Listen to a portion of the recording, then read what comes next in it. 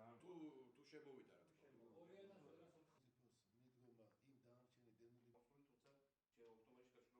მივიღეთ გადაწყვეტილება, რომ კიდევ 300 დევნილ ოჯახს მივცეთ სოფლად სახლი. საკმაოდ აქტიურია ეს პროგრამა. წელს მაქსიმუმზე ვართ ასულები ამ მიმართულებით.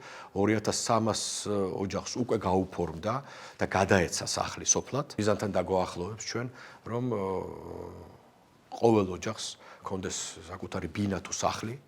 და ამ მიმართულებით იცით, რომ უამრავი პროექტი ამოქმედებულია, საკმაოდ აქტიურად მუშაობს. მორიგი ეტაპი დაასრულა სააგენტომ შესყიდვის პროგრამის ფარგლებში დევნილების საკითხების განხილვის. დღეს გამოქვეყნდა სია იმ 300 დევნილი ოჯახის, რომელსაც შეუსყიდით ამ პროგრამის ფარგლებში საცხოვრებელ სახლებს.